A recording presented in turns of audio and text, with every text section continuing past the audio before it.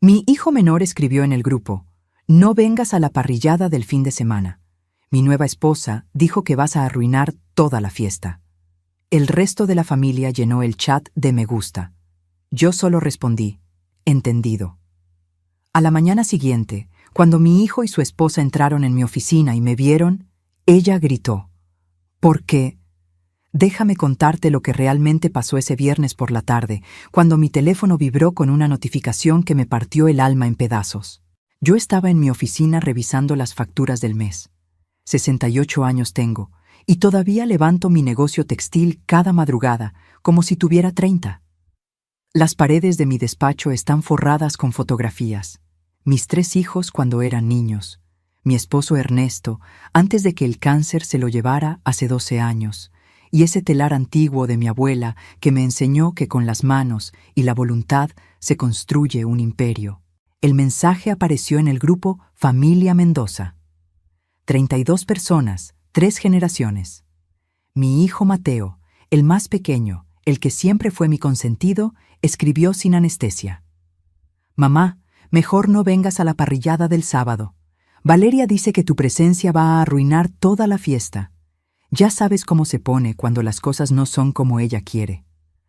Sentí que el piso se abría bajo mis pies. Pero eso no fue lo peor.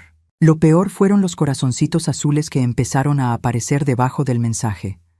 Rodrigo, mi hijo mayor, le dio me gusta. Sebastián, el de en medio, también. Y luego sus esposas. Y luego mis nueras. Y luego mis propios nietos. Conté cada reacción como si estuviera contando puñaladas. 17 me gusta al mensaje que me excluía de mi propia familia. No lloré. Cuando has levantado una empresa desde cero, cuando has enterrado al amor de tu vida y seguiste adelante, aprendes que las lágrimas se guardan para cuando nadie te vea. Solo escribí 2 palabras: entendido. Si quieres saber cómo una madre traicionada recupera su dignidad, suscríbete a este canal. Lo que viene te va a sorprender. Esa noche me quedé despierta mirando el techo de mi recámara. La casa estaba demasiado silenciosa. Antes, los viernes eran de tamales y café, con mis hijos llegando sin avisar, los nietos corriendo por el pasillo. Ahora solo había eco. Valeria. Ese nombre se repetía en mi cabeza como una canción que no puedes dejar de escuchar. Llegó a nuestras vidas hace 8 meses como un vendaval. Conoció a Mateo en un congreso de negocios, lo envolvió con su sonrisa perfecta y su ambición disfrazada de dulzura. Se casaron a los 3 meses. Yo tuve un mal presentimiento desde el principio, pero callé. Las madres siempre callamos cuando deberíamos gritar. Mateo cambió desde que se casó con ella. Mi hijo, que me llamaba cada mañana para preguntar cómo había dormido, empezó a mandarme mensajes fríos. Mi hijo, que venía a almorzar los domingos sin falta, comenzó a poner pretextos. Valeria tiene jaqueca. Valeria necesita que la acompañe a ver departamentos. Valeria, Valeria, Valeria. Yo construí este negocio textil con mis propias manos. Empecé vendiendo manteles bordados en el Tianguis de San Juan. Hoy tengo 50 empleados y facturo 2 millones de pesos al mes. Le pagué la universidad a Mateo, a Rodrigo, a Sebastián. Les compré sus departamentos. Les regalé sus primeros autos. Cuando Ernesto murió, fui yo quien mantuvo a flote esta familia mientras ellos lloraban en mi regazo. Y ahora me excluían de una parrillada como si fuera una desconocida incómoda. El sábado por la mañana me levanté temprano. Me preparé un café de olla bien cargado y me senté en la mesa del comedor con mi laptop. No iba a rogarles que me quisieran, eso nunca.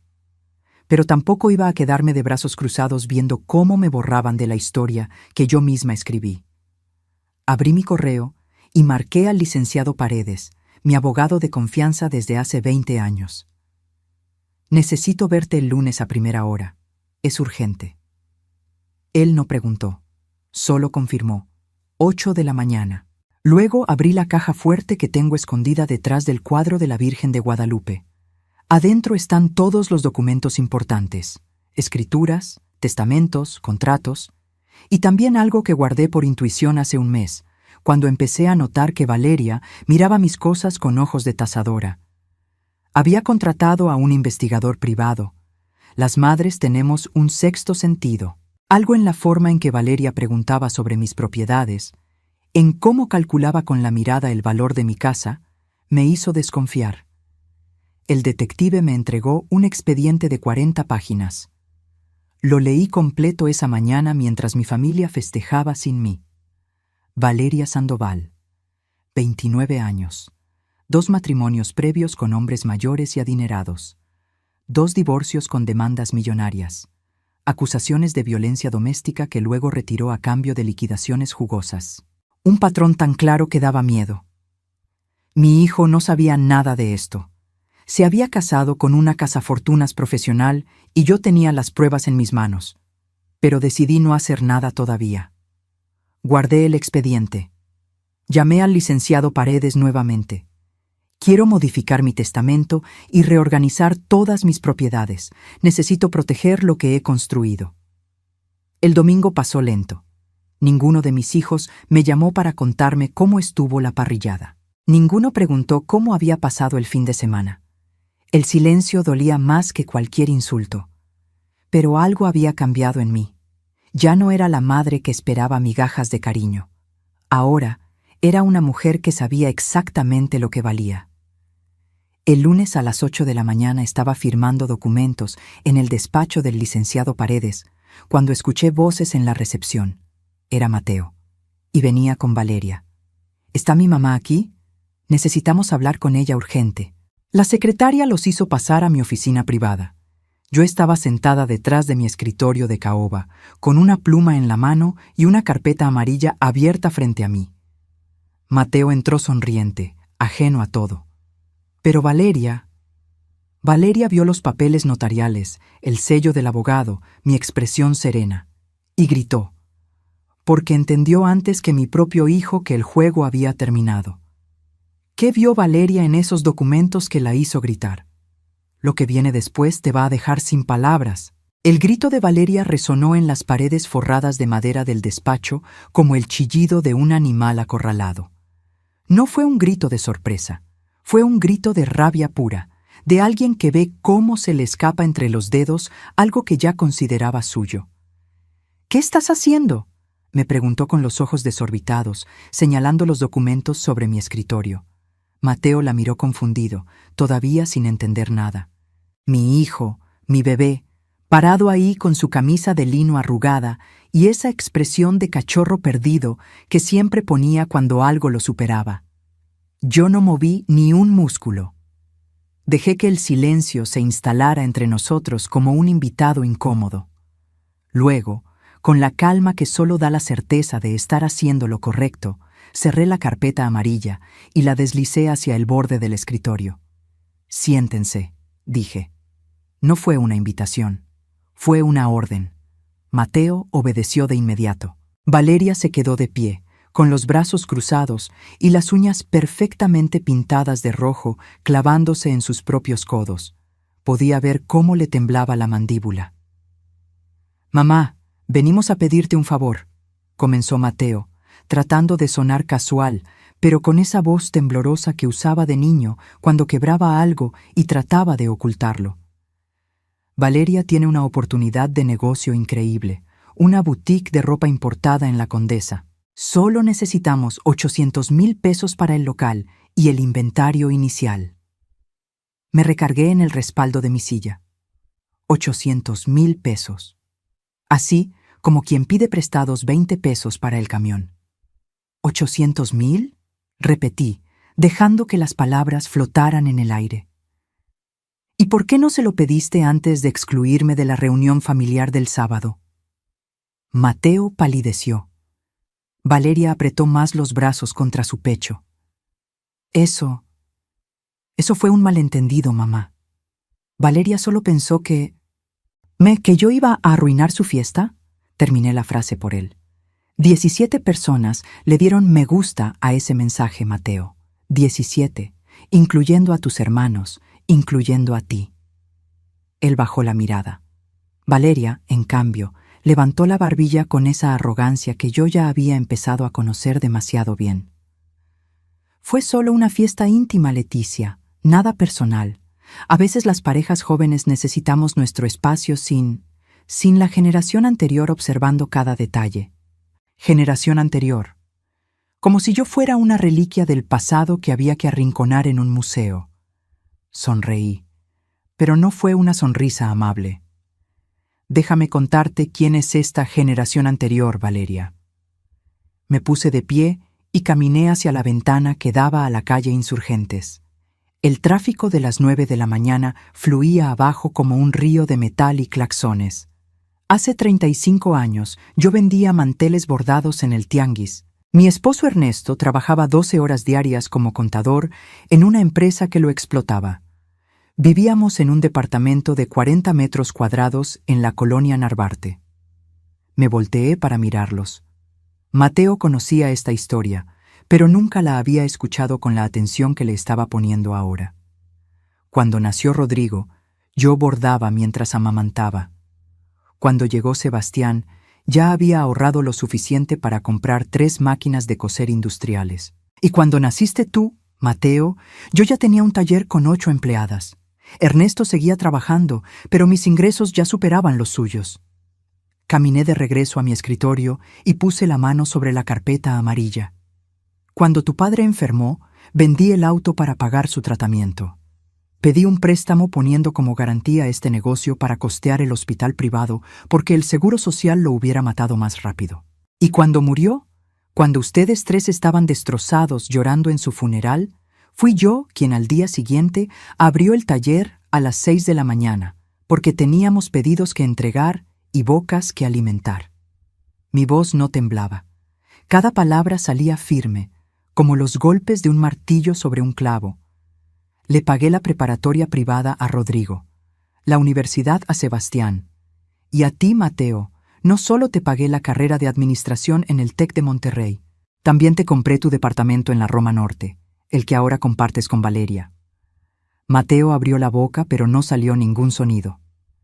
Ese departamento que vale 4 millones de pesos, continué, está a mi nombre, legalmente. Lo que te regalé fue el uso, no la propiedad. Igual que el departamento de Rodrigo en Polanco y el de Sebastián en Coyoacán. Igual que los 3 autos que les di. Todo está registrado como préstamos familiares con 0 intereses. Valeria dejó de respirar por un segundo. Vi cómo hacía las cuentas mentales, cómo calculaba cuánto dinero acababa de evaporarse de sus fantasías. «Mamá, yo no sabía», empezó Mateo. «Lo sé, hijo, porque nunca te preocupaste por preguntar, porque asumiste que todo lo que tienes te cayó del cielo». Me senté nuevamente y entrelacé las manos sobre el escritorio. «Y ahora vienes a pedirme 800,000 pesos después de dejarme claro que mi presencia es una molestia en tu vida». El silencio que siguió fue tan denso que podría cortarse con cuchillo. Valeria rompió ese silencio con veneno en la voz. «¿Y todo esto qué tiene que ver con los papeles que estabas firmando?» Abrí la carpeta amarilla. Dentro había documentos notariales con sellos oficiales y firmas frescas. Estaba reorganizando mi testamento y mis propiedades. Mateo se inclinó hacia adelante, con el pánico pintado en la cara. «¿Qué quiere decir eso?» «Quiere decir que después de lo que pasó el viernes, entendí que necesito proteger lo que he construido durante 40 años. Esta empresa, estas propiedades, este patrimonio, no pueden estar en manos de gente que me ve como un estorbo». Valeria explotó. «Esto es manipulación emocional. Estás usando el dinero para controlar a tu hijo». Me levanté tan rápido que mi silla rodó hacia atrás. Planté las manos sobre el escritorio y la miré directo a los ojos. «No, querida. Manipulación emocional es convencer a un hombre de que su madre sobra en su vida. Manipulación es aislar a alguien de su familia y luego venir con la mano extendida pidiendo dinero. Y lo peor de todo, Valeria». Abrí el cajón de mi escritorio y saqué otro folder, este más grueso. «Lo peor es creer que soy lo suficientemente tonta como para no investigarte». Dejé caer el expediente del detective privado sobre la mesa. El sonido fue como un trueno, 40 páginas de verdades que Mateo desconocía por completo. ¿Qué es eso?, preguntó mi hijo con un hilo de voz. Es el pasado de tu esposa, el que ella olvidó contarte antes de casarse contigo. Valeria dio un paso atrás. Por primera vez desde que la conocí, vi miedo real en sus ojos. Y yo supe que lo que venía después iba a romper a mi hijo en 1000 pedazos. Pero a veces, la verdad duele menos que vivir en una mentira. ¿Qué secretos escondía Valeria? Espera a ver lo que encontré. Mateo tomó el expediente con manos temblorosas.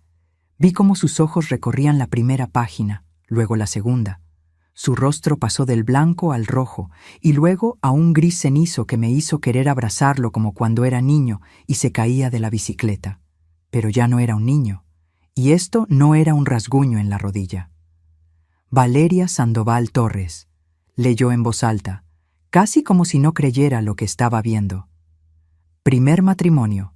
Ingeniero Roberto Maldonado, 62 años, dueño de constructora. Duración del matrimonio, 11 meses. Demanda de divorcio por violencia psicológica.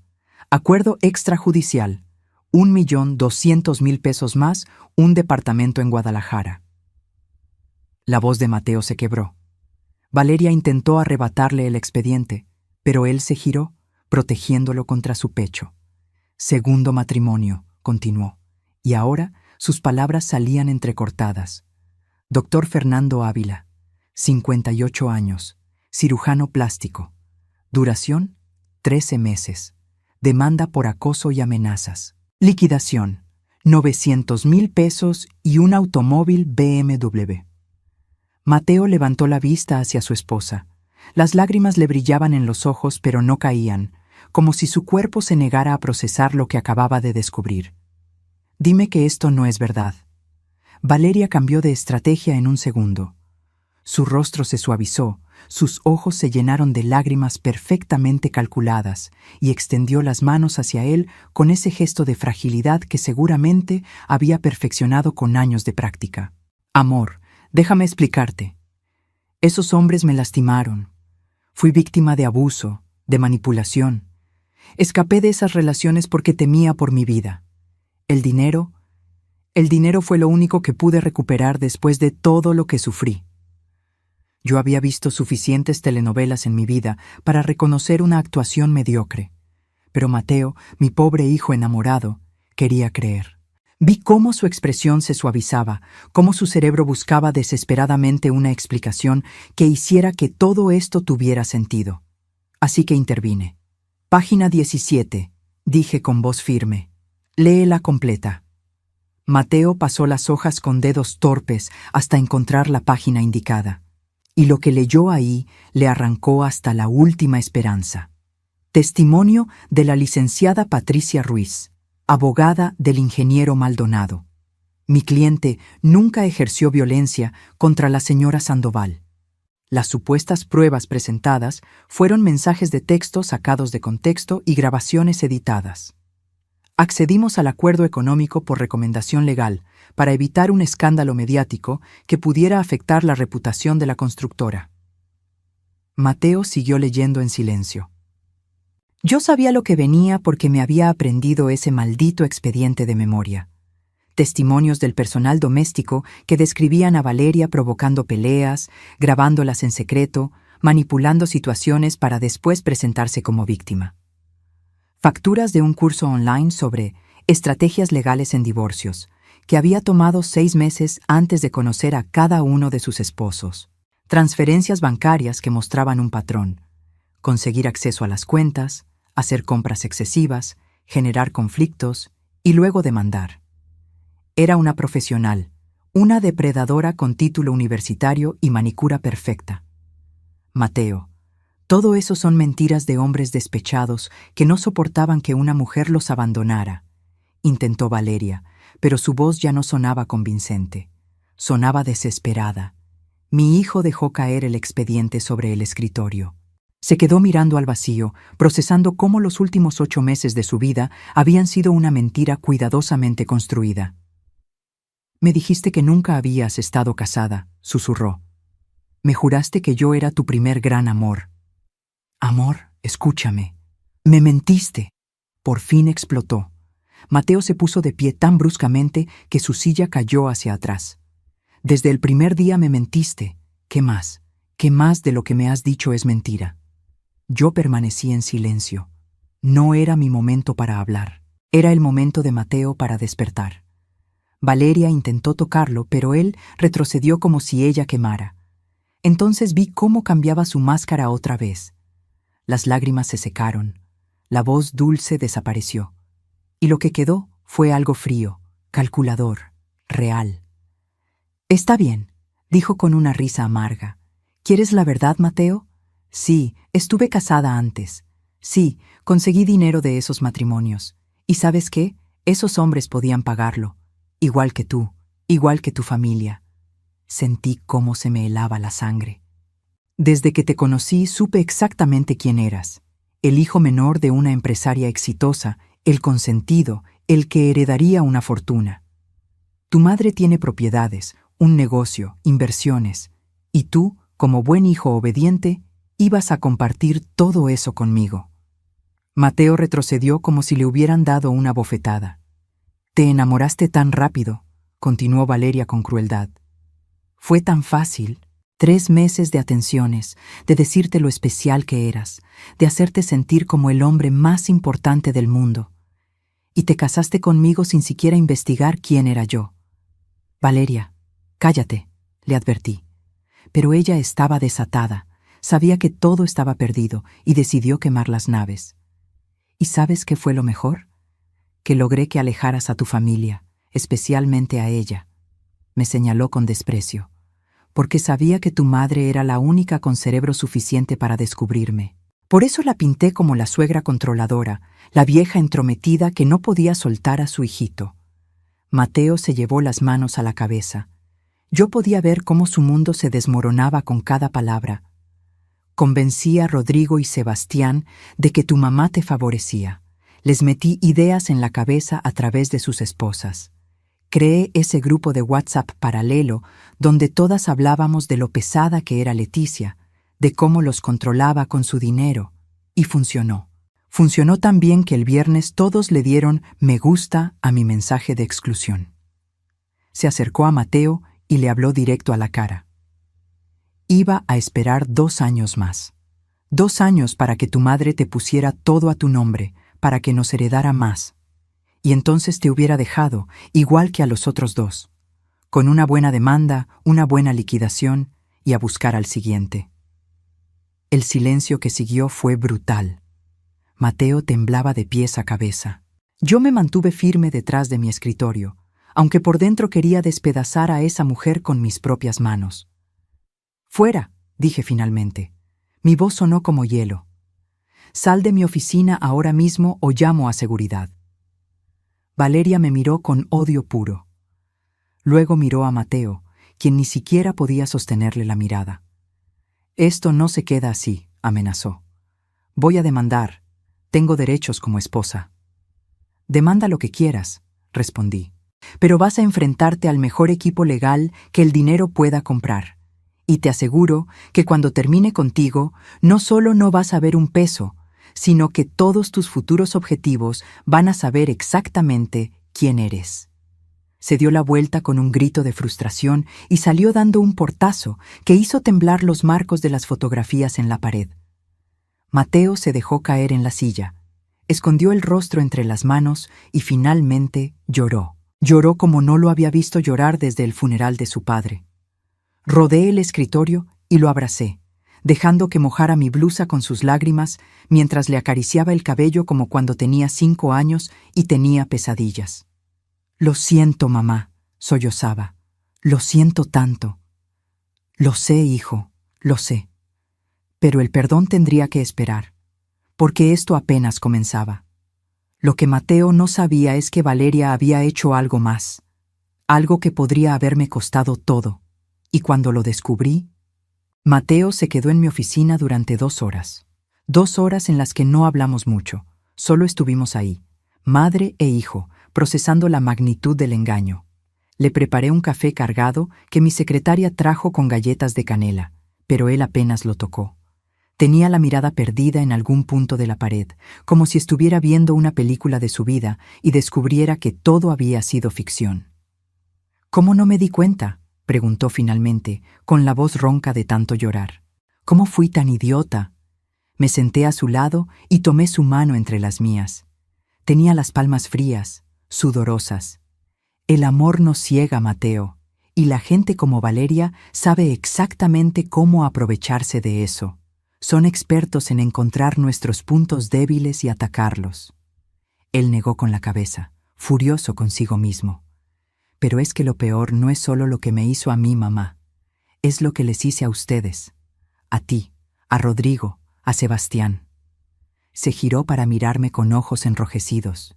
Ese mensaje del viernes, yo le di me gusta. Aprobé que te excluyeran de tu propia familia. La herida todavía estaba fresca. No iba a mentirle diciendo que no me dolió. Sí, lo hiciste. ¿Cómo empezó todo esto?, preguntó, más para sí mismo que para mí. ¿En qué momento dejé que esa mujer me convenciera de alejarme de ti?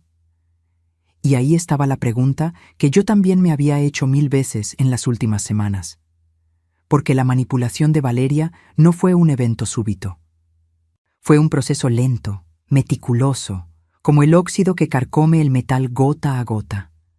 Empezó casi inmediatamente después de la boda, le dije. ¿Te acuerdas de aquel domingo que vinieron a comer? Yo había preparado tu mole favorito, el que lleva 22 ingredientes y me toma 2 días hacer. Mateo asintió vagamente. Valeria se sentó a la mesa y apenas probó bocado. Dijo que el mole le parecía muy pesado para su dieta. Pero lo dijo de tal manera que sonó como si yo estuviera tratando de envenenarla. Y tú, amor, tú la defendiste. Dijiste que yo debía ser más considerada con sus preferencias alimenticias. Vi cómo Mateo cerraba los ojos, recordando. Luego estaba el tema de las llaves, continué. Durante 30 años, mis 3 hijos tuvieron llave de esta casa. Entraban cuando querían. Era su hogar tanto como el mío. Pero Valeria te dijo que eso era invasivo, que una pareja casada necesitaba privacidad de la familia política. Y me devolviste tu llave. Dios mío, murmuró él. Y estaba el grupo de WhatsApp. Valeria creó uno paralelo, ¿verdad? Uno donde yo no estaba. Ahí empezó a plantar sus semillas de veneno. Mateo levantó la vista bruscamente. ¿Cómo sabes eso? Suspiré. Este era el momento de confesarle algo que había descubierto y que me había roto el corazón en pedazos aún más pequeños. Porque Graciela, la esposa de tu hermano Sebastián, vino a verme hace 3 semanas. La sorpresa se pintó en el rostro de Mateo. Graciela siempre había sido la más noble de mis nueras, la que más tiempo llevaba en la familia, madre de mis 2 nietos mayores. Llegó un martes por la tarde, sin avisar. Se sentó en la sala de mi casa y se puso a llorar. Me dijo que tenía que contarme algo, porque ya no podía con la culpa.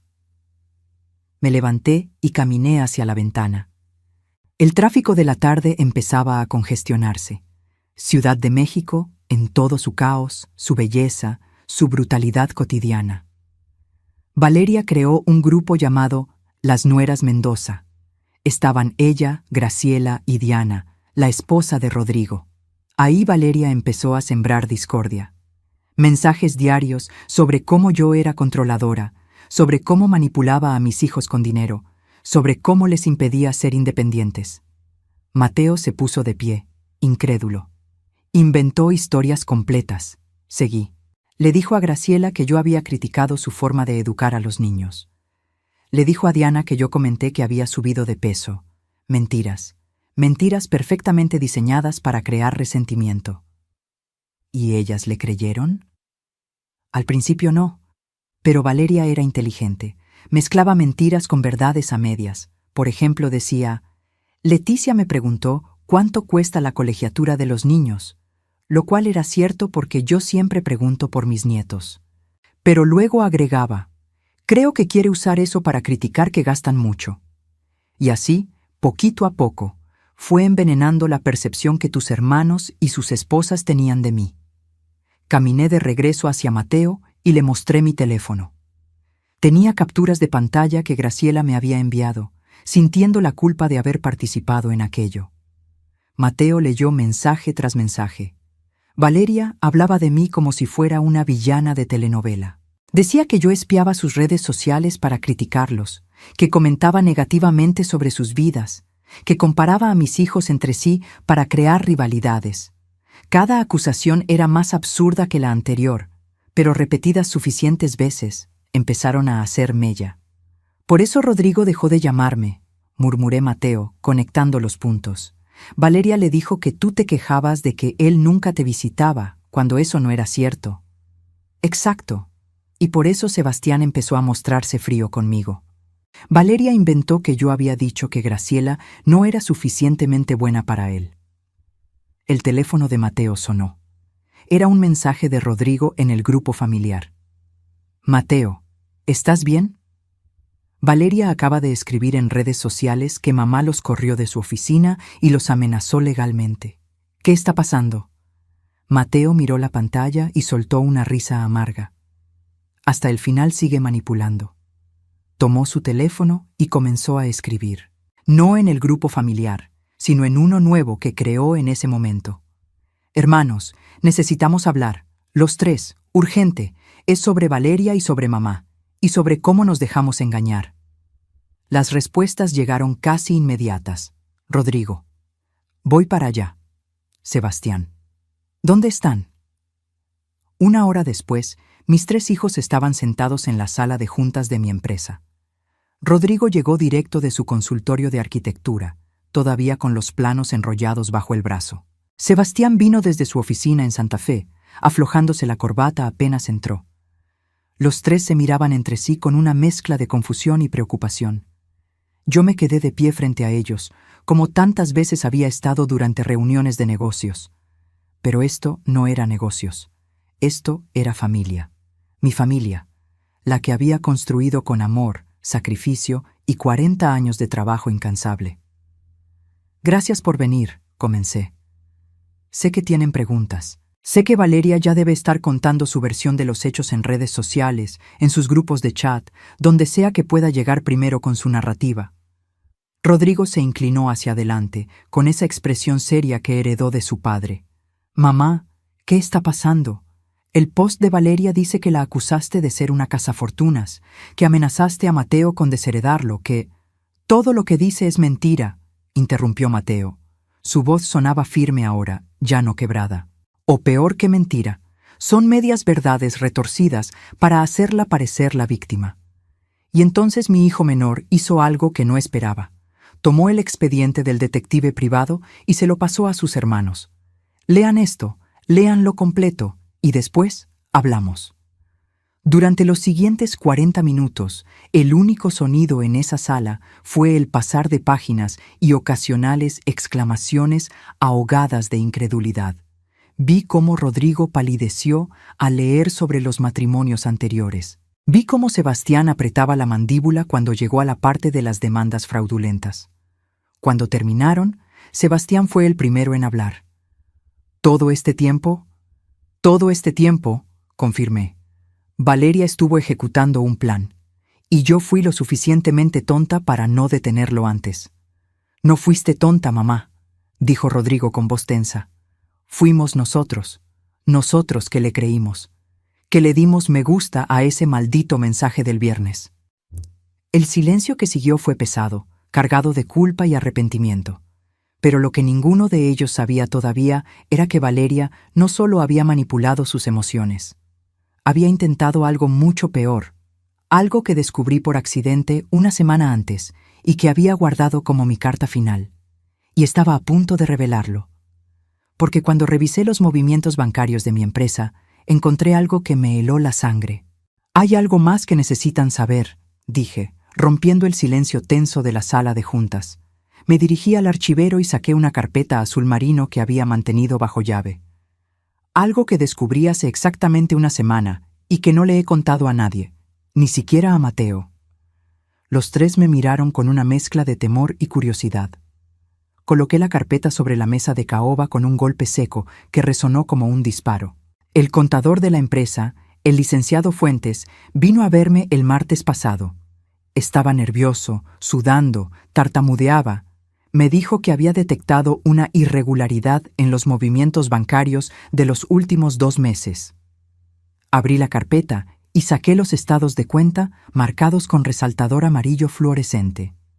Alguien intentó hacer una transferencia de 350,000 pesos desde la cuenta de operaciones de la empresa hacia una cuenta externa. La transferencia fue rechazada por el banco porque requería doble autenticación y mi firma digital. Mateo se puso pálido como la cera. No puede ser. El licenciado Fuentes revisó los registros de acceso al sistema. La orden de transferencia se hizo desde tu computadora, Mateo, desde tu oficina en casa. Un miércoles a las 3 de la tarde, cuando tú estabas aquí conmigo revisando los contratos con el proveedor de telas de Puebla.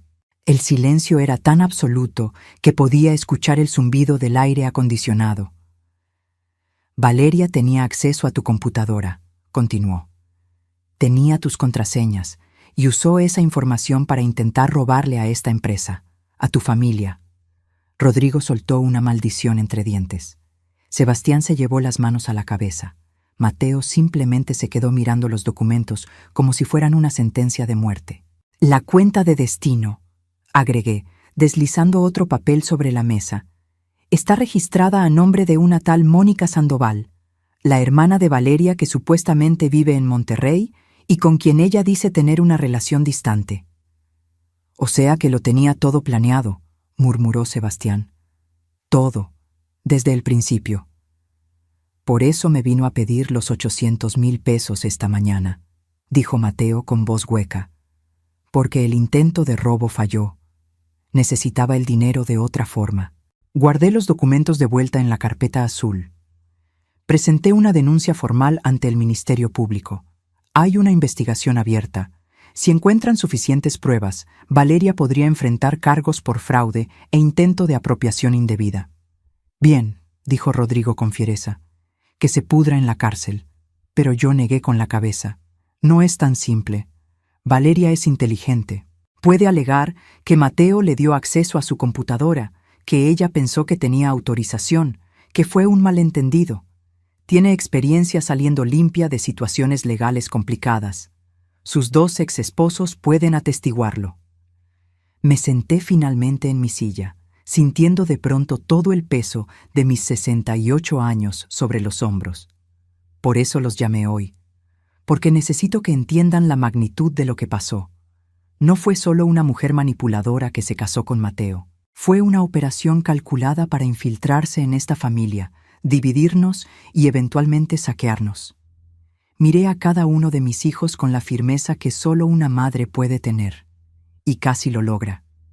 Porque ustedes 3, mis hijos, los hombres que yo crié para ser fuertes, solidarios, unidos, le dieron me gusta a un mensaje que me excluía de una reunión familiar. ¿Saben cómo se sintió eso? Rodrigo bajó la mirada. Sebastián se mordió el labio. Mateo ya tenía lágrimas corriéndole por las mejillas otra vez. Se sintió como si todo lo que construí no hubiera servido de nada. Como si los 35 años que pasé levantando este negocio, pagando sus escuelas, sus departamentos, sus vidas, hubieran sido borrados con un simple botón de me gusta. Mi voz se quebró al final. No lo pude evitar. Toda la rabia, el dolor, la decepción acumulada salió en esas palabras. Mamá, comenzó Rodrigo, pero levanté la mano para detenerlo. Déjenme terminar. Esa parrillada del sábado, esa fiesta a la que no fui invitada, no fue solo un evento social, fue el punto culminante de meses de manipulación. Valeria convenció a sus esposas de que yo era el problema. Las esposas convencieron a ustedes, y ustedes, mis hijos, decidieron que era más fácil excluir a su madre que confrontar a sus parejas. Yo traté de defender, murmuró Sebastián. Le dije a Graciela que me parecía mal, pero ella... ¿Ella qué? Lo interrumpí. ¿Te convenció con los argumentos que Valeria le metió en la cabeza? ¿O simplemente fue más cómodo ceder? Sebastián no respondió. No había respuesta posible. ¿Saben qué hice ese sábado? Pregunté, cambiando de tema. Me desperté temprano. Me arreglé como si fuera a salir. Me maquillé, me puse mi vestido de lino color vino, ese que Ernesto me regaló en nuestro aniversario número 20. Me peiné, me puse perfume. Los tres me miraban, confundidos por el cambio de dirección. Y luego me senté en la sala, sola, durante 6 horas, mirando las fotografías en las paredes. Ustedes de bebés, ustedes en sus graduaciones, Ernesto cargando a Rodrigo el día que nació, la foto de todos en Acapulco cuando Sebastián cumplió 10 años, Mateo con su primer premio de la escuela. Me limpié una lágrima que se escapó sin permiso. Y esperé a que alguno de ustedes cambiara de opinión, a que alguno me llamara para decir, «Mamá, esto está mal, ven a la parrillada». Pero mi teléfono nunca sonó. «Mamá, lo siento tanto», sollozó Mateo. Yo no sé cómo pude». A las 8 de la noche, continué, ignorando su interrupción, me cambié de ropa, me puse el pijama, me preparé un té de manzanilla y tomé una decisión. Abrí el cajón de mi escritorio y saqué otro documento. Este era el testamento modificado que había mencionado esa mañana. Decidí que si mi familia podía excluirme con tanta facilidad, entonces yo necesitaba proteger lo que había construido. No por venganza, no por rencor, sino por dignidad propia. Coloqué el documento sobre la mesa para que todos pudieran verlo.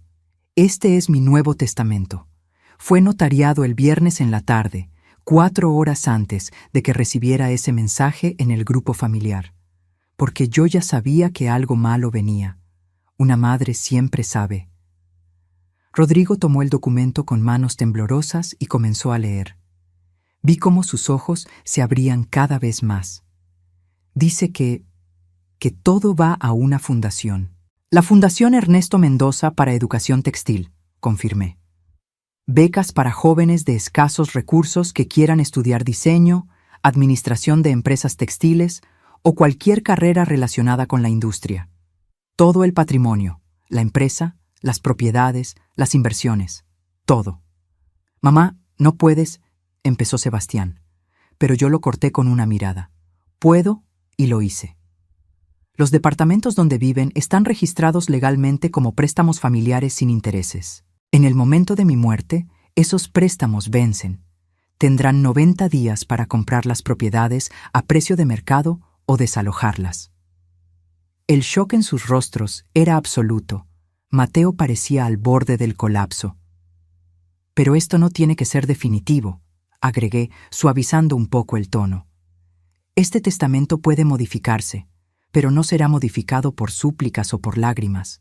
Será modificado cuando ustedes me demuestren que entienden el valor de la familia, del respeto, de la lealtad». Me puse de pie y caminé hacia la ventana. El atardecer pintaba el cielo de naranja y púrpura, hermoso y melancólico a la vez. Valeria los manipuló. Eso es cierto, pero ustedes se dejaron manipular. Y hay una diferencia. Ella es la villana de esta historia, pero ustedes no son víctimas inocentes. Son hombres adultos que tomaron decisiones que me lastimaron profundamente. Me volteé para enfrentarlos una última vez. Así que ahora viene la parte difícil. Mateo tiene que divorciarse y enfrentar las consecuencias legales de haberse casado con una estafadora. Rodrigo y Sebastián tienen que ir a casa y explicarles a sus esposas cómo las dejaron ser envenenadas por los chismes de una manipuladora. Y los tres tienen que decidir qué tipo de hijos, qué tipo de hombres quieren ser de ahora en adelante. Caminé hacia la puerta de la sala de juntas y la abrí. «Ahora váyanse. Todos. Procesen esto. Y cuando estén listos para una conversación real, una donde asuman responsabilidad completa por sus acciones, me llaman». «Mamá», intentó Rodrigo. «Váyanse», repetí, firme. Uno por uno salieron. Mateo fue el último. Se detuvo en el umbral y me miró con ojos destrozados. «¿Puedes perdonarme algún día?». Lo miré durante un largo momento. «El perdón no es algo que se da automáticamente, hijo. Es algo que se gana, día a día, con acciones, no con palabras». Él asintió y salió. Me quedé sola en esa sala de juntas, rodeada de documentos que probaban traición, manipulación y la fractura de mi familia, y por primera vez en muchos años me permití llorar. Pero eran lágrimas diferentes a las de antes. No eran lágrimas de derrota, eran lágrimas de liberación, porque finalmente había recuperado algo que había perdido sin darme cuenta, mi dignidad. Pero Valeria no iba a rendirse tan fácilmente. Lo que hizo después me obligó a mostrar de qué estoy hecha realmente. Pasaron 4 días de silencio absoluto, 4 días en los que mi teléfono permaneció mudo, sin mensajes de mis hijos, sin llamadas, sin señales de vida. Yo mantuve mi rutina. Llegaba a la empresa a las 7 de la mañana, revisaba los pedidos, supervisaba la producción, atendía a los clientes, como si nada hubiera pasado, como si mi mundo no se hubiera partido en dos. Pero las noches eran diferentes.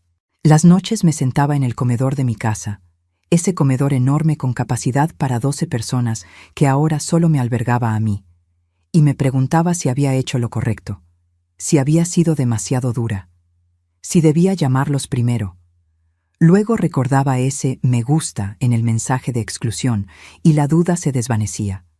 El jueves por la mañana, mi secretaria tocó la puerta de mi oficina con expresión preocupada. «Señora Mendoza, hay una persona que insiste en verla. No tiene cita». Le dije que necesitaba agendar, pero se negó a irse. Dice que es urgente. «¿Quién es?», pregunté sin levantar la vista de los contratos que estaba revisando. «Valeria Sandoval». La pluma se me resbaló de los dedos.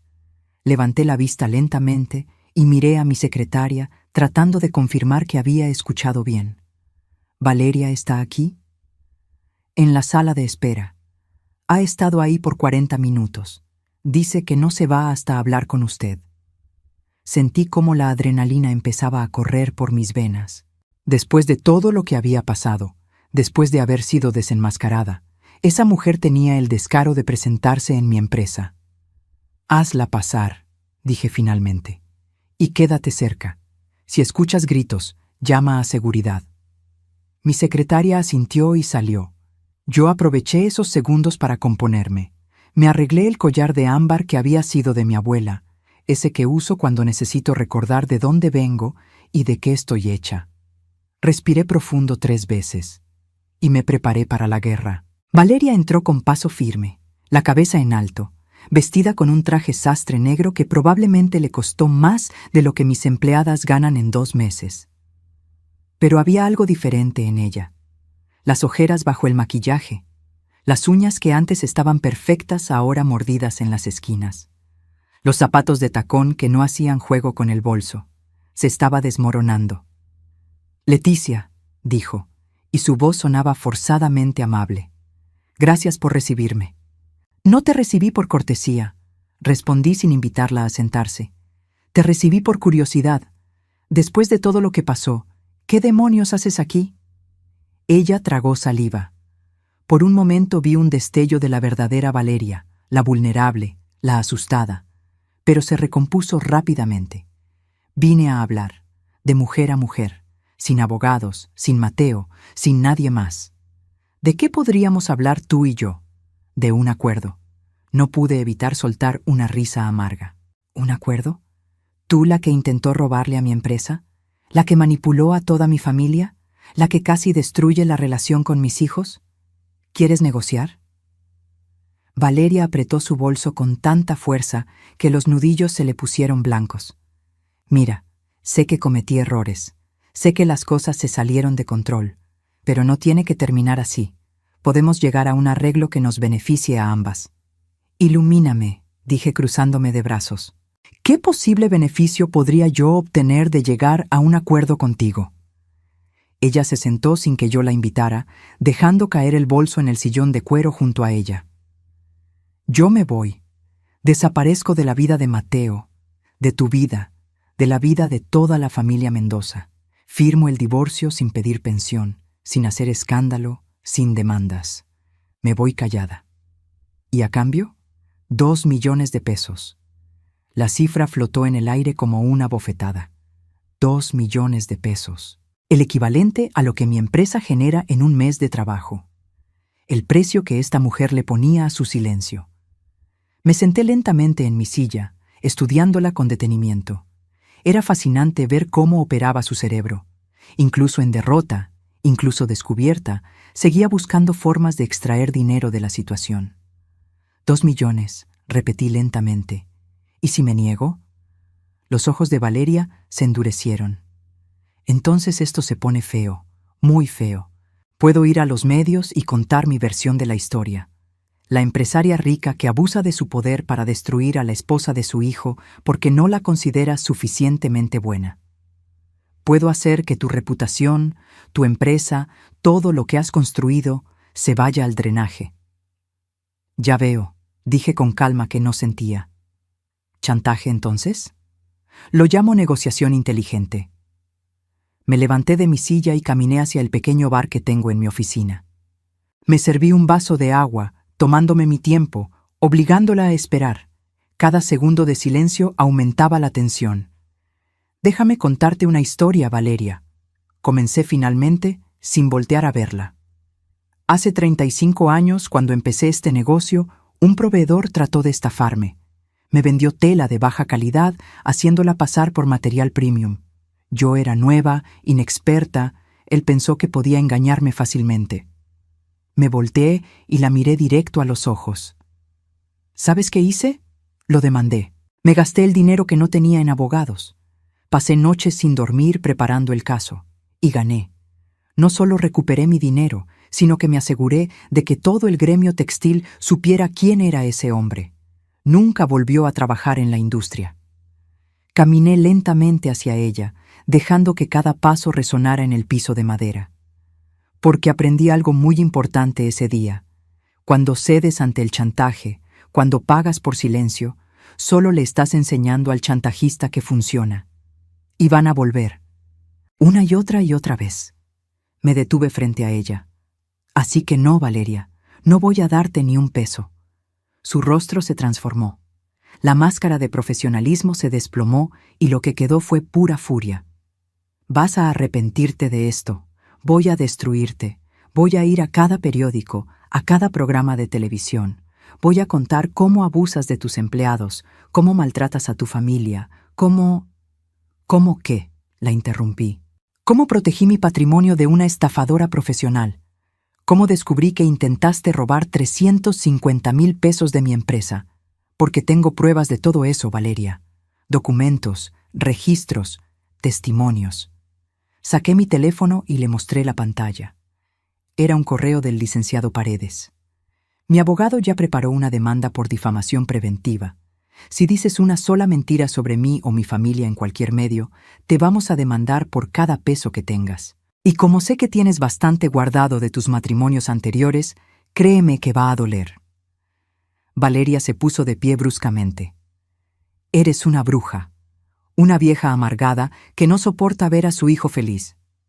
No, la corregí con voz de acero. Soy una madre que protege a su familia de depredadores como tú. Y soy una mujer de negocios que no se deja intimidar por amenazas vacías. Caminé hacia la puerta y la abrí de par en par. Ahora sal de mi oficina. Y si vuelvo a verte cerca de mí, de mis hijos o de mi empresa, la demanda por intento de fraude va directo a la fiscalía. ¿Entendiste?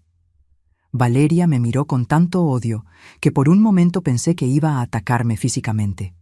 Sus manos temblaban, su respiración era agitada, todo su cuerpo vibraba de rabia contenida. Esto no termina aquí, siseó entre dientes. Sí termina, respondí. Aquí y ahora, porque te voy a decir algo que tal vez nadie te ha dicho antes. Yo también fui pobre. Yo también luché por salir adelante. La diferencia entre tú y yo es que yo construí mi riqueza con trabajo honesto.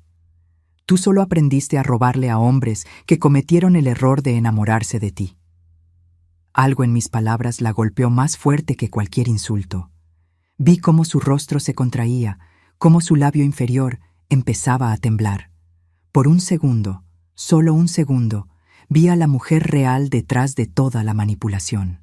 Alguien que estaba sola, asustada y que había elegido el camino equivocado hace mucho tiempo. Pero ese segundo pasó. La máscara volvió a su lugar. Me voy, dijo finalmente. Pero Mateo va a sufrir. Lo voy a hacer pagar por todo esto. No, le dije con firmeza. Mateo ya pagó suficiente por el error de haberse enamorado de ti. Ahora va a sanar, y va a aprender, y va a ser más fuerte. Valeria salió dando un portazo que hizo vibrar el marco. Yo me quedé parada ahí, con el corazón latiendo a 1000 por hora, las manos temblando de la descarga de adrenalina. Mi secretaria apareció en el umbral, con los ojos como platos. ¿Está bien, señora Mendoza? Estoy perfectamente, respondí, aunque mis piernas parecían de gelatina. ¿Podrías traerme un té de tila? Y llama al licenciado Paredes. Necesito que refuerce todas las medidas de protección legal que discutimos. Ella asintió y desapareció. Yo volví a mi escritorio y me dejé caer en la silla. La confrontación había sido agotadora, pero necesaria. Porque Valeria necesitaba entender que yo no era una de sus víctimas anteriores. No era un hombre mayor enamorado que iba a ceder al chantaje por miedo al escándalo. Era una mujer que había construido un imperio desde cero y que no iba a permitir que nadie lo destruyera. Mi teléfono vibró. Era un mensaje de Mateo.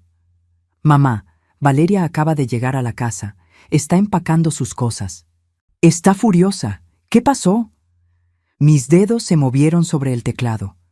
Vino a chantajearme. Se fue con las manos vacías. Cámbiale las cerraduras hoy mismo y no le abras la puerta nunca más. Su respuesta llegó inmediata. Ya llamé al cerrajero. Mamá, gracias por protegerme. Guardé el teléfono y miré por la ventana. El sol de mediodía brillaba sobre Ciudad de México, implacable y hermoso. Había ganado esta batalla, pero algo me decía que la guerra aún no terminaba. Y tenía razón, porque 3 días después, cuando pensaba que todo había acabado, recibí una llamada que cambió todo nuevamente. La llamada llegó el domingo a las 9 de la noche. Yo estaba en mi sala viendo una película antigua, una de esas de Pedro Infante que mi Ernesto adoraba, cuando el teléfono iluminó la penumbra.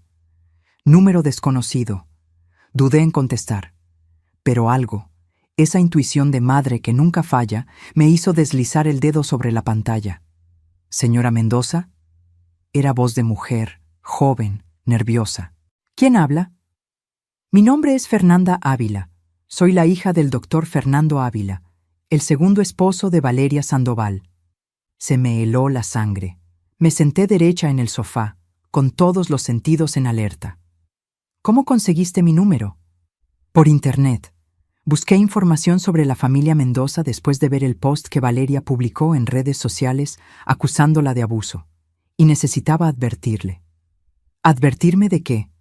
Hubo una pausa. Escuché cómo respiraba profundo al otro lado de la línea, armándose de valor. «De que Valeria no va a detenerse. Nunca se detiene. Lo que le hizo a mi padre, lo que le está haciendo a su hijo, es exactamente lo mismo que ha hecho antes. Y va a seguir hasta destruirlos o hasta conseguir lo que quiere». Me levanté y caminé hacia la ventana. La calle estaba oscura, silenciosa, solo iluminada por faroles que parpadeaban. «Cuéntame», dije simplemente. Y Fernanda habló durante 40 minutos sin parar. Me contó cómo Valeria conoció a su padre en una conferencia médica, cómo lo sedujo con atenciones constantes, cómo se casaron a los 4 meses. Me contó sobre las acusaciones de violencia que nunca existieron, sobre las grabaciones editadas para hacer parecer que el doctor gritaba, cuando en realidad solo estaba defendiéndose de ataques verbales. Me contó cómo Valeria aisló a su padre de sus amigos, de sus colegas, de su propia hija. «Mi papá era un hombre fuerte», dijo Fernanda con voz quebrada. «Cirujano exitoso, respetado, pero cuando ella terminó con él, estaba destruido. No solo económicamente, emocionalmente. Dejó de operar por 6 meses. Cayó en depresión. Yo tuve que internarlo en una clínica psiquiátrica». Cerré los ojos, sintiendo el peso de esas palabras. Después del divorcio, encontré un diario que ella había dejado olvidado en la casa. Ahí estaba todo escrito. Cómo planeaba cada pelea, cómo provocaba reacciones para grabarlas, cómo calculaba cuánto tiempo necesitaba estar casada para maximizar la liquidación. Era como leer el manual de operaciones de una estafadora profesional. ¿Todavía tienes ese diario?, pregunté, mi cerebro ya procesando las implicaciones legales. Sí, y se lo puedo enviar, pero llamo por otra razón más urgente. Su voz se volvió más tensa. Señora Mendoza, mi padre intentó suicidarse 3 semanas después de que el divorcio se finalizara. Se tomó un frasco completo de pastillas.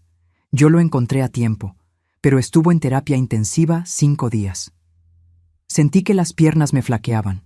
Me apoyé contra la pared. Valeria lo había amenazado. Le dijo que si no le daba lo que pedía, iba a inventar que él había abusado sexualmente de ella, que iba a los medios, que destruiría su reputación médica, que se aseguraría de que nunca pudiera volver a operar. Mi papá prefirió morir antes que enfrentar esas mentiras.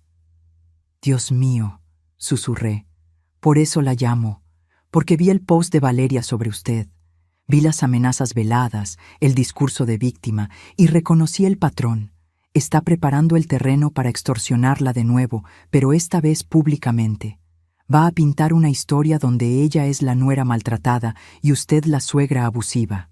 Y la gente le va a creer porque es muy buena actuando. Mi mente trabajaba a toda velocidad, conectando puntos, anticipando movimientos. ¿Tu padre estaría dispuesto a testificar? ¿A contar su historia? Fernanda suspiró. Él está mejor ahora, rehizo su vida, se casó con una mujer maravillosa, pero todavía tiene pesadillas.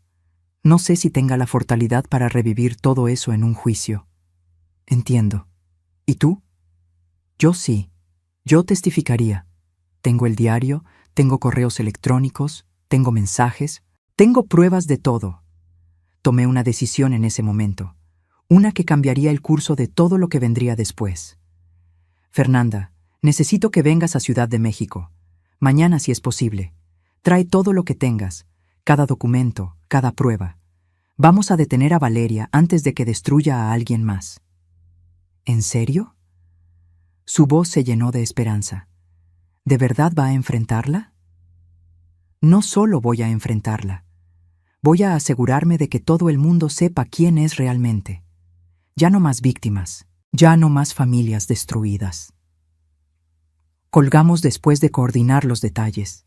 Me quedé parada junto a la ventana durante largo rato, mirando la noche, procesando todo. Al día siguiente, Fernanda llegó a mi oficina a las 10 de la mañana. Era una mujer de 30 años, delgada, con ojeras que hablaban de noches sin dormir y una determinación feroz en la mirada.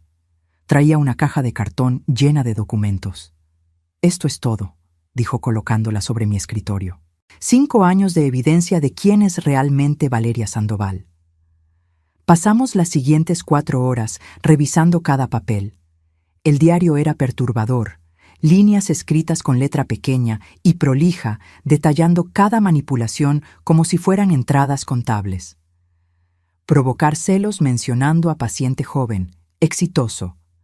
Grabar discusión sobre finanzas, editar para remover contexto. Amenazar con acusaciones públicas, incrementar presión. Era escalofriante ver la mente de Valeria funcionando en papel. Pero había más. Correos con su hermana Mónica discutiendo estrategias legales. Mensajes con una amiga donde se burlaba del viejo tonto que había caído en su trampa. Fotografías de Valeria en restaurantes caros mientras fingía ante el doctor Ávila que estaba en casa enferma. Mi padre le daba 50,000 pesos mensuales para gastos personales, explicó Fernanda señalando los estados de cuenta. Ella gastaba el doble y luego lo acusaba de ser tacaño, de no valorarla. Llamé al licenciado Paredes. Él llegó en 30 minutos con su asistente legal. Revisaron todo el material mientras Fernanda y yo tomábamos café que se enfriaba sin que lo tocáramos. Esto es oro legal, dijo finalmente el abogado. Con esto podemos no solo defender a Mateo en el divorcio, sino contrademandar por fraude matrimonial. Y si Valeria hace pública alguna acusación falsa, tenemos base para una demanda por difamación con daños punitivos que la van a dejar en la ruina. Quiero más que eso, dije con voz firme. Quiero que esto llegue a todos sus futuros objetivos. Quiero que cuando alguien busque su nombre en Internet, esto sea lo primero que encuentren. Fernanda me miró con gratitud, mezclada con algo que parecía venganza satisfecha. Mi padre nunca quiso hacer esto. Dijo que era mejor pasar la página, olvidar. Pero yo nunca pude olvidar verlo en esa cama de hospital, con tubos en los brazos, porque ella lo había llevado a ese punto. Le tomé la mano sobre la mesa. Ya no va a lastimar a nadie más. Te lo prometo. Esa tarde, el licenciado Paredes redactó un documento legal que era básicamente una bomba. Un expediente completo de la historia de Valeria Sandoval, respaldado por pruebas irrefutables, testimonios verificables y un patrón de comportamiento criminal que ningún juez podría ignorar. Pero antes de presentarlo oficialmente, hice algo más. Llamé a mis 3 hijos y les pedí que vinieran a mi casa esa noche. Los 3. Sin excusas, porque era hora de que supieran toda la verdad. Y era hora de que tomaran una decisión sobre qué tipo de familia queríamos ser. Preparé café y pan dulce, como hacía cuando mis hijos eran pequeños y venían a contarme sus problemas escolares. Coloqué las conchas, las orejas y los cuernos en el plato de cerámica pintada que Ernesto me regaló en nuestro primer aniversario. Mis manos temblaban ligeramente mientras organizaba las tazas sobre la mesa del comedor. Rodrigo llegó primero, puntual como siempre, todavía con su ropa de trabajo. Sebastián apareció 10 minutos después, aflojándose la corbata apenas entró. Mateo fue el último, con ojeras profundas y barba de 3 días que nunca se había dejado crecer antes. Los 3 se sentaron en silencio, mirándome con una mezcla de curiosidad y aprensión. «Gracias por venir», comencé, sirviéndoles café a cada uno. «Sé que han sido días difíciles para todos». «Mamá, Valeria se fue del departamento», dijo Mateo sin tocar su taza. Empacó todo en 2 horas y desapareció. No contesta mis llamadas. Sus redes sociales están llenas de posts sobre abuso familiar y suegras tóxicas, pero no me menciona directamente. Lo sé, he estado monitoreando sus redes. Tomé asiento en la cabecera de la mesa, en el lugar que siempre ocupó Ernesto. Pero hay algo que necesitan saber, algo que cambia toda la perspectiva de lo que vivimos. Coloqué la caja de cartón que Fernanda me había dejado sobre la mesa. Los 3 la miraron como si fuera una bomba a punto de explotar. Ayer recibí una llamada de la hija del segundo esposo de Valeria, el doctor Fernando Ávila, cirujano plástico de Guadalajara. Hice una pausa, dejando que la información se asentara. Esa mujer vino hasta aquí para advertirme y para darme esto. Saqué el diario de Valeria y lo coloqué sobre la mesa. La cubierta era de cuero negro, elegante, cara, como todo lo que Valeria elegía. Esto es el diario personal de Valeria. Lo olvidó en casa del doctor Ávila cuando se fue. Aquí está documentado cada paso de su plan para manipularlo, extorsionarlo y finalmente destruirlo. Rodrigo extendió la mano y tomó el diario con cautela, como si tocara algo contaminado. Comenzó a leer en voz alta, su voz cada vez más tensa con cada línea. Día 42. Fernando mencionó que su hija Fernanda va a heredar la clínica. Necesito sembrar dudas sobre su capacidad, sugerir que ella lo está manipulando, crear distancia entre ellos para tener acceso completo a las finanzas. Sebastián se inclinó para leer sobre el hombro de su hermano, su rostro empalideciendo. Día 87. Provocar peleas sobre sus horarios de trabajo. Grabar solo mi parte llorando, editar para que parezca que me grita. Estas grabaciones serán útiles en el divorcio. Mateo no se movió. Simplemente miraba el diario con expresión de horror absoluto. «Sigue leyendo», dije suavemente pero con firmeza. Rodrigo pasó varias páginas y se detuvo en una entrada que hizo que su mano temblara visiblemente. Día 120.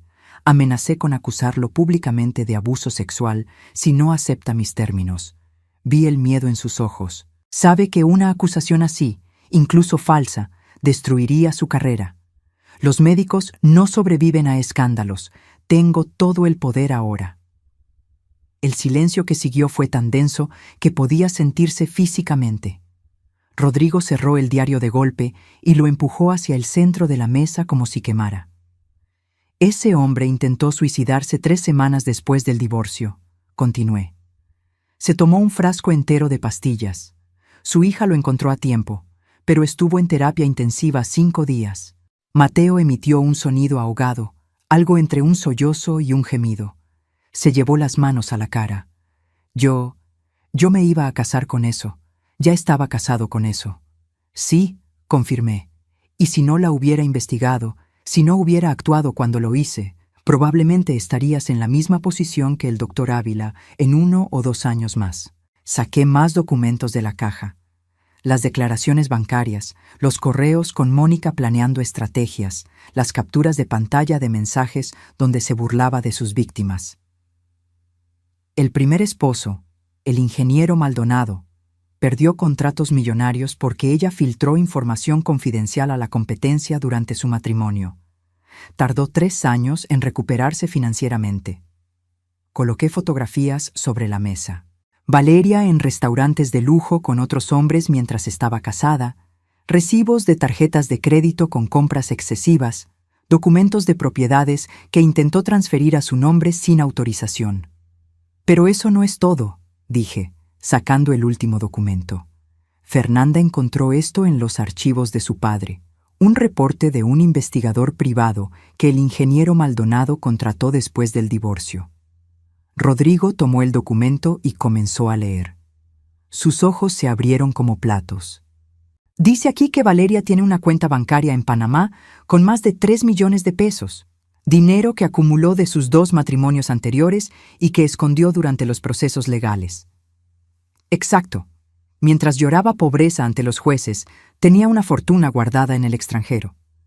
Sebastián finalmente habló, su voz cargada de ira contenida. ¿Y qué vamos a hacer con toda esta información? Me recargué en el respaldo de la silla, mirando a mis 3 hijos con la seriedad que solo una madre puede tener. Esa decisión no es solo mía, es de todos nosotros, especialmente de Mateo. Mi hijo menor levantó la vista. Sus ojos estaban rojos, hinchados, pero por primera vez en días vi algo más que desesperación en ellos. Vi determinación. Quiero que pague, dijo con voz temblorosa pero firme. No solo por lo que me hizo a mí, por lo que le hizo a esa familia en Guadalajara, por el ingeniero Maldonado, por todos los que vengan después si no la detenemos. Eso significa juicio público, advertí. Significa que tu nombre va a estar en documentos legales, en medios, en Internet. La gente va a hablar. Que hablen, respondió Mateo, limpiándose las lágrimas con el dorso de la mano. Prefiero que hablen la verdad a vivir con la mentira. Rodrigo asintió con aprobación. Estoy contigo, hermano. Y mamá, nosotros también necesitamos pagar por lo que te hicimos. Dejamos que esa mujer nos envenenara contra ti. Nos dejamos manipular como idiotas, agregó Sebastián. Le creímos cada mentira. Te excluimos de la familia. Te dimos me gusta a ese maldito mensaje. Los miré a los 3, mis hijos, los hombres que había criado, que había visto crecer, que había amado incondicionalmente incluso cuando me lastimaron. El perdón no llega en un día, dije finalmente. Pero esto es un comienzo. Vernos unidos contra alguien que quiso destruirnos. Eso significa algo. Mateo se levantó bruscamente de su silla, rodeó la mesa y se arrodilló junto a mí. Tomó mis manos entre las suyas. Mamá, sé que no merezco tu perdón. Sé que fui el peor hijo del mundo. Pero te juro por la memoria de mi papá, que voy a pasar el resto de mi vida compensándote. Y voy a asegurarme de que Valeria nunca más pueda hacerle esto a nadie. Lo abracé, sintiendo cómo su cuerpo temblaba contra el mío. Rodrigo y Sebastián se acercaron también, formando un círculo protector alrededor de mí, como cuando eran niños y me protegían de las tormentas que los asustaban. Entonces, esto es lo que vamos a hacer, dije cuando finalmente nos separamos. Mañana vamos todos con el licenciado Paredes. Vamos a presentar una contrademanda contra Valeria por fraude matrimonial, intento de extorsión y difamación. Vamos a contactar a Fernanda para que testifique. Y vamos a buscar al ingeniero Maldonado para ver si también quiere hablar. ¿Y si ella cumple sus amenazas?, preguntó Sebastián. ¿Si va a los medios con sus mentiras? Sonreí. No fue una sonrisa amable. Entonces le mostramos al mundo quién es realmente, con pruebas, con testimonios, con ese diario donde ella misma confiesa cada manipulación. Lo que no sabíamos era que Valeria ya había dado el siguiente paso. Y cuando me enteré de lo que hizo, supe que la batalla estaba lejos de terminar. El martes por la mañana, los 4 llegamos al despacho del licenciado Paredes como un frente unido. Mis 3 hijos caminaban a mi lado, con trajes formales y expresiones serias. Ya no eran los hombres manipulados y divididos de hace una semana. Eran mis hijos otra vez, los Mendoza, enfrentando juntos lo que venía. El licenciado nos recibió en su sala de conferencias más grande, con su equipo legal completo. 3 abogados asociados y una pasante que tomaba notas en su laptop. Sobre la mesa de roble había copias organizadas de todo el material que Fernanda nos había proporcionado. Señora Mendoza, señores, comenzó Paredes, ajustándose los lentes. He revisado exhaustivamente la documentación. Tenemos un caso sólido, pero necesito que entiendan las implicaciones antes de proceder. Explíquenos, dije, tomando asiento en la cabecera. Valeria Sandoval ya presentó su demanda de divorcio ayer por la tarde. Pide pensión compensatoria de 50,000 pesos mensuales por 5 años, la mitad del valor del departamento donde vivían, y una indemnización de 1 millón de pesos por daño moral. Mateo soltó una risa amarga. Daño moral. Ella habla de daño moral. Su argumento es que la familia Mendoza la sometió a abuso psicológico, que fue aislada de sus amistades, y que la señora Leticia ejerció control coercitivo sobre su matrimonio. Paredes nos miró con expresión seria. Tiene un abogado agresivo. Reconocí el nombre, Gustavo Inclán. Se especializa en casos mediáticos, donde pinta a sus clientes como víctimas de familias poderosas. O sea que va a usar los medios, observó Rodrigo. Ya lo está haciendo. La pasante giró su laptop para mostrarnos. En la pantalla había un video de Valeria, filmado en lo que parecía ser un departamento modesto, vestida con ropa sencilla, sin maquillaje, con los ojos llorosos. Este video tiene 200,000 reproducciones desde ayer. Presioné play. La voz de Valeria salió suave, quebrada, perfectamente calculada. Me casé con el amor de mi vida. Pensé que había encontrado una familia. Pero lo que encontré fue control, manipulación y rechazo. Mi suegra nunca me aceptó. Desde el primer día me dejó claro que yo no era suficientemente buena para su hijo. Me excluyó de decisiones familiares, me humilló frente a otros, y cuando intenté defenderme, me amenazó con quitarle todo a mi esposo si no me divorciaba. Sentí cómo la rabia subía por mi garganta como bilis. Hoy inicio mi proceso legal no por dinero, sino por justicia, por todas las nueras que son tratadas como intrusas en familias que deberían acogerlas con amor, por todas las mujeres jóvenes que se casan con hombres de familias poderosas solo para descubrir que el verdadero matrimonio es con la suegra controladora. El video terminaba con Valeria limpiándose las lágrimas y mirando directamente a la cámara con expresión de dignidad herida. «Es buena», admitió Sebastián con disgusto. «Muy buena. Si yo no supiera la verdad, le creería». «Los comentarios son peores», agregó la pasante haciendo scroll. «Todas las suegras son iguales. Las familias ricas creen que pueden comprar a las personas. Pobre mujer. Espero que consiga justicia. Tiene miles de mensajes de apoyo». Paredes se aclaró la garganta. «Esto es lo que les advertía. Valeria está construyendo una narrativa pública donde ella es la víctima. Si procedemos con la contrademanda, esto se va a poner mediático. Van a escudriñar sus vidas. Van a buscar cualquier cosa que respalde su versión.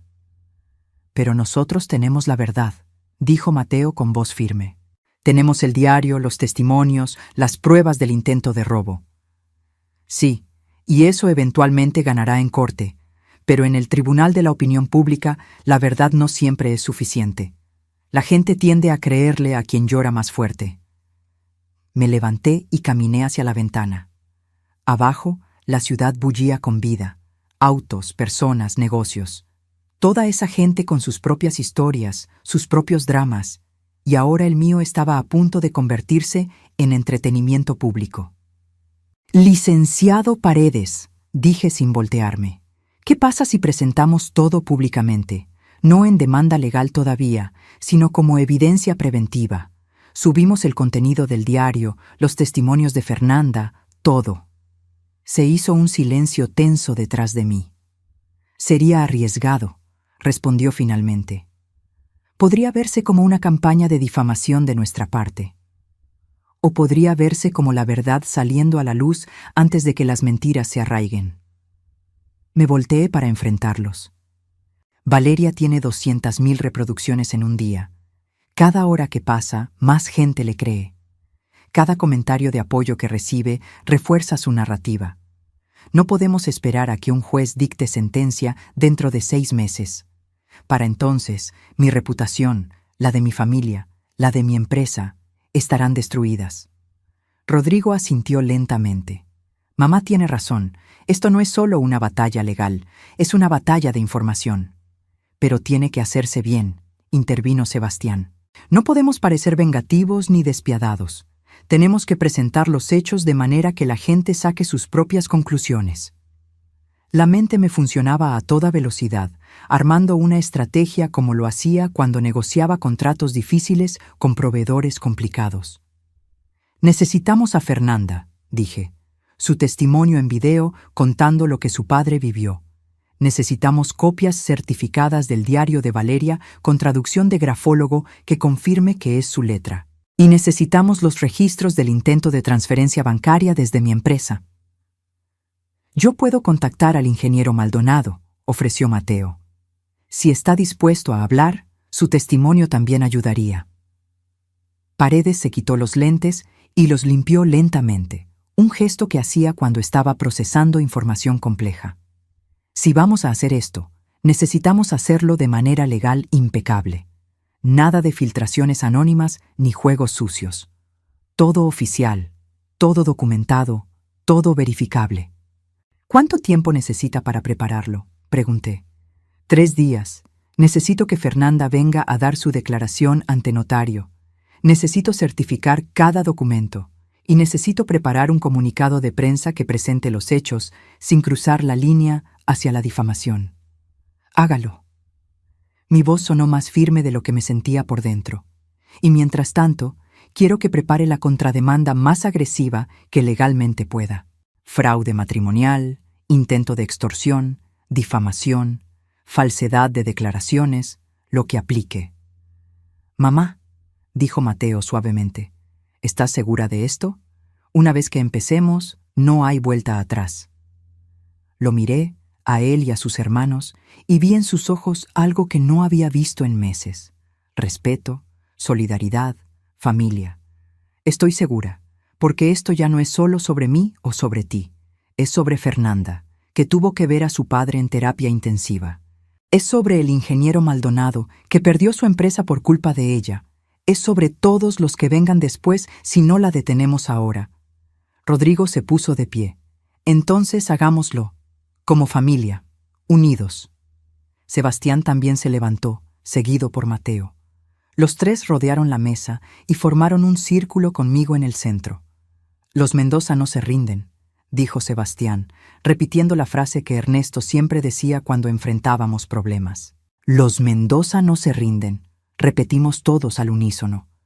Salimos de ese despacho con un plan de acción y una determinación férrea. Pero mientras caminábamos hacia el estacionamiento, mi teléfono vibró con una notificación. Era un mensaje anónimo, sin número identificable.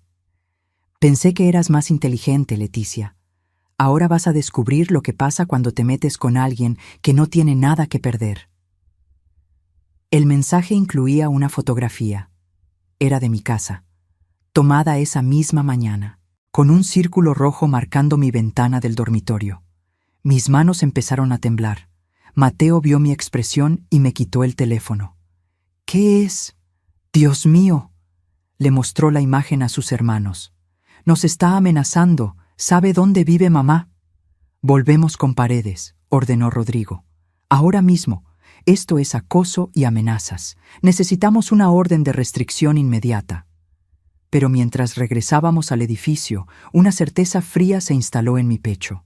Valeria había cruzado una línea. Ya no era solo una estafadora buscando dinero, era alguien peligroso, desesperado, capaz de cualquier cosa. Y yo acababa de descubrir hasta dónde estaba dispuesta a llegar para proteger su secreto. La orden de restricción se emitió en 48 horas. Valeria no podía acercarse a menos de 500 metros de mí, de mis hijos o de mi empresa. Instalé cámaras de seguridad en cada esquina de mi casa y contraté vigilancia privada. Mis hijos se turnaban para quedarse conmigo las noches, como si yo fuera la anciana frágil que necesitaba protección. Les dejaba hacerlo porque sabía que ellos necesitaban sentirse útiles, redimirse de alguna manera. Fernanda llegó el jueves y grabamos su testimonio en el despacho de Paredes. Lloró al recordar encontrar a su padre inconsciente en el piso del baño, al describir los meses de terapia psiquiátrica, las noches donde él despertaba gritando porque soñaba que Valeria cumplía sus amenazas. El video duraba 22 minutos y era devastador en su honestidad cruda. El ingeniero Maldonado, para mi sorpresa, también accedió a hablar. Viajó desde Monterrey, un hombre de 65 años, con cabello gris y manos que temblaban ligeramente cuando sostenía los documentos que probaban cómo Valeria había filtrado información confidencial de su empresa. Había perdido 3 contratos millonarios, había tenido que despedir a 40 empleados, y su reputación en la industria de la construcción nunca se recuperó completamente. Creí que era amor, dijo frente a la cámara, su voz cargada de vergüenza. Me hizo sentir joven otra vez, importante, deseado. Y yo, como un idiota vanidoso, le di acceso a todo, a mis cuentas, a mis contratos, a mi vida. Cuando me di cuenta del error, ya era demasiado tarde. El viernes por la mañana, el licenciado Paredes organizó una conferencia de prensa. No en un hotel lujoso ni con gran despliegue mediático.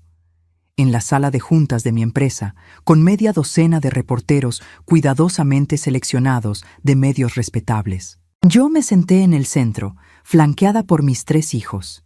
A mi izquierda estaba Fernanda. A mi derecha, el licenciado Paredes con una carpeta gruesa de documentos certificados. Gracias por venir, comencé, mirando directamente a las cámaras. Mi nombre es Leticia Mendoza. Hace una semana, una mujer llamada Valeria Sandoval publicó un video acusándome de ser una suegra abusiva que destruyó su matrimonio con mi hijo. Hoy estoy aquí para presentar la verdad. No levanté la voz. No actué dramáticamente. Simplemente hablé con la calma de quien tiene toda la evidencia de su lado. Valeria Sandoval es una estafadora profesional. Ha estado casada 3 veces con hombres exitosos y mayores que ella. En cada matrimonio ejecutó el mismo patrón: seducción rápida, aislamiento de la familia, manipulación psicológica y finalmente extorsión económica respaldada por amenazas legales falsas. Paredes comenzó a distribuir copias de los documentos entre los periodistas mientras yo continuaba. Tengo aquí el diario personal de la señora Sandoval, donde ella misma documenta sus estrategias de manipulación. Tengo testimonios de sus víctimas anteriores. Tengo pruebas de un intento de robo de 350,000 pesos de mi empresa. Y tengo evidencia de amenazas directas hacia mi persona y mi familia. Un reportero levantó la mano. Señora Mendoza, ¿por qué no presentó esto en una demanda privada? ¿Por qué hacerlo público? Porque mientras esto se resolvía en tribunales, Valeria Sandoval iba a seguir construyendo una narrativa falsa que no solo dañaría mi reputación, sino que le permitiría continuar buscando nuevas víctimas. Esto no es venganza, es protección preventiva. Fernanda tomó el micrófono con manos temblorosas. Mi padre, el doctor Fernando Ávila, intentó quitarse la vida por culpa de esta mujer. Ella lo amenazó con acusaciones falsas de abuso sexual que hubieran destruido su carrera médica. Él prefirió morir antes que enfrentar esas mentiras. Yo lo encontré a tiempo, pero hay familias que tal vez no tengan tanta suerte. Su voz se quebró al final, pero continuó. Si mi testimonio puede evitar que otra familia pase por lo que pasamos nosotros, entonces vale la pena revivir ese dolor. La conferencia duró 1 hora. Los periodistas hicieron preguntas, revisaron documentos, fotografiaron páginas del diario. Mateo dio su testimonio explicando cómo Valeria lo había manipulado para alejarse de su familia. El ingeniero Maldonado participó por videollamada desde Monterrey, describiendo cómo perdió su empresa. Para el mediodía, el video de nuestra conferencia tenía 500,000 de reproducciones. Para la tarde, todos los medios importantes lo habían cubierto. Y para la noche, el video original de Valeria había sido eliminado de todas sus redes sociales. Pero ella no se quedó callada. A las 11 de la noche, publicó una respuesta furiosa, llena de mayúsculas y signos de exclamación, acusándonos de conspirar para destruirla, de falsificar evidencia, de ser una familia poderosa aplastando a una mujer vulnerable. Los comentarios en su publicación eran brutales. Ya no había apoyo, solo gente citando las pruebas que habíamos presentado, llamándola estafadora, mentirosa, depredadora. Su narrativa de víctima se había desmoronado en cuestión de horas. 2 días después, su abogado Gustavo Inclán renunció al caso públicamente, diciendo que había sido engañado por su clienta. Valeria quedó sin representación legal y con una reputación hecha pedazos. La audiencia de divorcio fue rápida y devastadora para ella. El juez revisó todas las pruebas, escuchó los testimonios y dictaminó que no solo no recibiría pensión compensatoria ni indemnización, sino que debía devolver regalos y bienes que había adquirido fraudulentamente durante el matrimonio. El departamento se quedaba completamente a nombre de Mateo. Ella salió de la corte llorando, pero esta vez nadie le creyó las lágrimas. 3 semanas después, la Fiscalía inició una investigación formal por fraude, no solo por el intento de robo a mi empresa, sino por las acusaciones falsas en sus matrimonios anteriores. Fernanda y el ingeniero Maldonado testificaron. Las pruebas eran abrumadoras. Valeria intentó huir a Panamá, donde tenía su cuenta secreta, pero las autoridades la detuvieron en el aeropuerto con una orden de arraigo. La investigación continuaba y ella enfrentaba años de proceso legal. 1 mes después de todo esto, organicé una cena familiar en mi casa. Una verdadera cena, no una reunión de emergencia ni una junta de estrategia legal. Solo familia. Graciela, la esposa de Sebastián, llegó con una charola de tamales y lágrimas de disculpa en los ojos. Diana, la esposa de Rodrigo, trajo el postre favorito de todos, flan napolitano. Mis nietos corrían por el pasillo otra vez, llenando la casa del ruido que había extrañado tanto. Nos sentamos todos alrededor de la mesa del comedor, apretados pero felices. Miré cada rostro, mis hijos, sus esposas, mis 5 nietos que me miraban con esos ojos llenos de amor incondicional que solo los niños pueden tener. «Quiero decir algo», anuncié, tocando mi copa de vino con un cuchillo para llamar la atención. Estos últimos meses fueron los más difíciles desde que perdí a su abuelo Ernesto. Me sentí traicionada, sola, excluida de la familia que construí con mis propias manos. Vi cómo Mateo bajaba la mirada, cómo Rodrigo apretaba la mandíbula. Pero también aprendí algo importante. Aprendí que el amor familiar no significa nunca equivocarse. Significa tener el valor de reconocer los errores y el compromiso de enmendarlos. Ustedes se equivocaron. Yo también me equivoqué esperando demasiado tiempo para confrontar el problema. Saqué un sobre de mi bolsillo. Este es el testamento que modifiqué hace 1 mes, el que dejaba todo a una fundación. Lo sostuve en alto para que todos lo vieran. Hoy lo destruí. Encendí una vela en el centro de la mesa y acerqué la esquina del documento a la llama. El papel se quemó lentamente mientras todos observaban en silencio. Hice uno nuevo, uno que refleja lo que realmente quiero, que esta familia continúe unida, fuerte, cuidándose mutuamente. La empresa se dividirá equitativamente entre mis 3 hijos. Las propiedades se distribuirán de manera justa. Y sí, Habrá una fundación con el nombre de Ernesto, porque ese sueño sigue siendo importante. Las lágrimas corrían libremente por las mejillas de mis hijos ahora. Pero esto viene con condiciones, continué, mi voz firme. Reuniones familiares obligatorias cada domingo. Comunicación honesta siempre. Y nunca, jamás, volver a excluir a un miembro de esta familia basándose en chismes o manipulaciones de terceros. ¿Entendido? Entendido, respondieron todos al unísono, con voces quebradas pero firmes. Mateo se levantó y me abrazó tan fuerte que apenas podía respirar. Luego Rodrigo, luego Sebastián. Pronto todos estábamos en un abrazo grupal, llorando y riendo al mismo tiempo. Esa noche, después de que todos se fueron, me quedé sola limpiando la cocina. Encontré una fotografía vieja pegada con imán en el refrigerador. Ernesto y yo en nuestro 20º aniversario, sonriendo bajo un cielo estrellado en Acapulco. Lo logramos, amor, le susurré a la fotografía. Nuestra familia está bien, está completa otra vez. Y por primera vez en meses, dormí toda la noche sin pesadillas, porque la verdadera riqueza nunca estuvo en mis propiedades ni en mi empresa. Estuvo siempre en esa mesa llena de voces, risas y amor.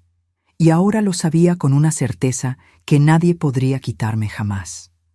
Si esta historia tocó tu corazón, si reconociste en Leticia la fuerza de tu propia madre o abuela, déjame un comentario contándome desde dónde nos estás viendo. Dale like si crees que el respeto familiar no se negocia y suscríbete para seguir acompañándome en más historias de dignidad, valentía y amor verdadero. Porque todos merecemos familias que nos valoren, no que nos excluyan.